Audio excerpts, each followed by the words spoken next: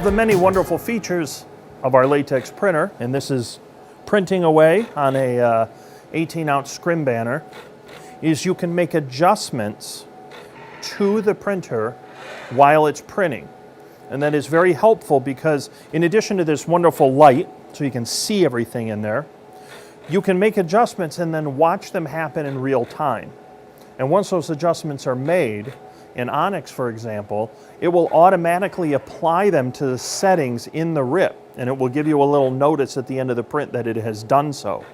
Caldera is a little different in that it will tell you that the settings have been changed and recommend that you go into the Easy Media and make the adjustments yourself. But Onyx actually goes and directly applies them. Both methods have, certain virtues. But what's important is that I can do this while it's printing. So let's say, using an example of the banner we were looking at earlier, that this banner was very heat sensitive and I had the temperature too high.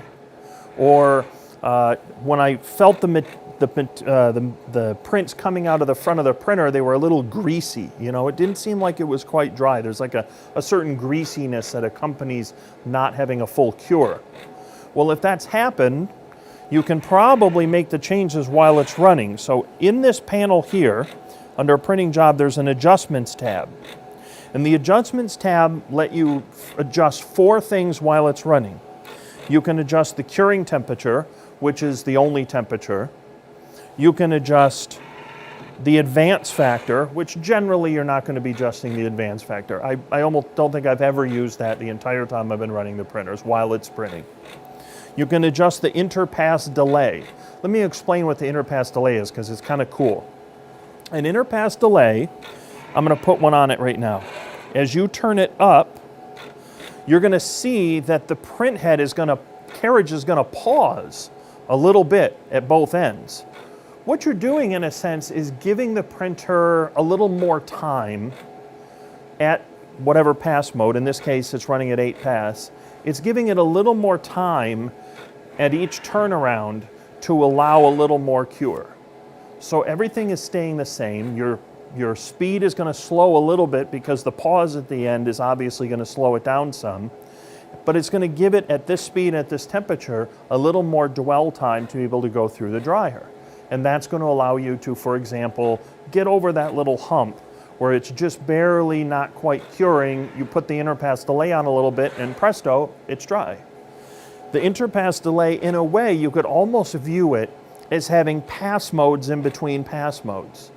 So from 12 to 16 pass on this 360, that's actually quite a difference in speed. You're going from 124 square feet an hour all the way to 69 square feet an hour.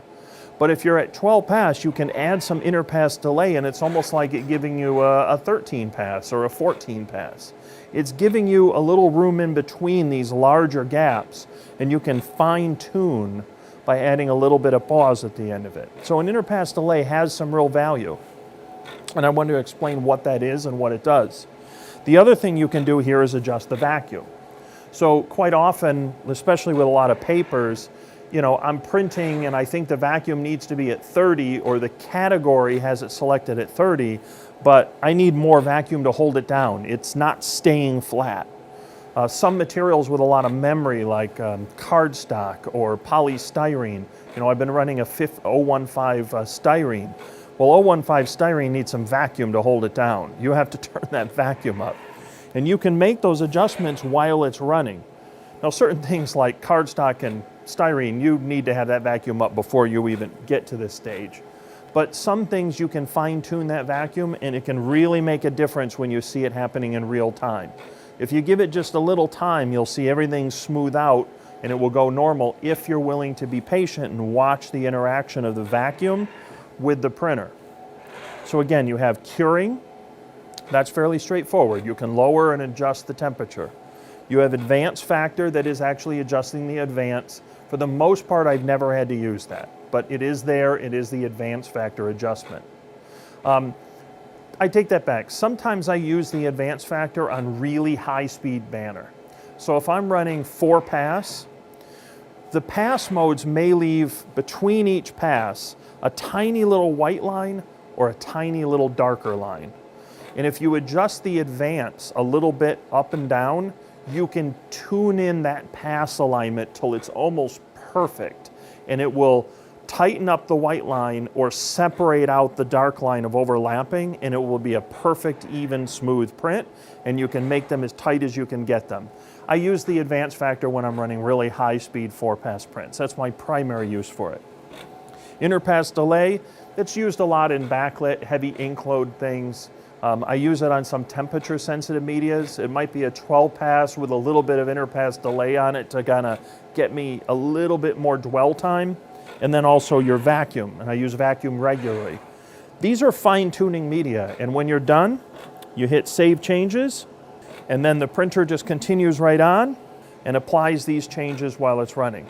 It's very simple, it's easy, it's on-the-fly printing. This is a feature of the printer. It's actually on the older latex printers as well, but it's particularly developed and robust on this printer.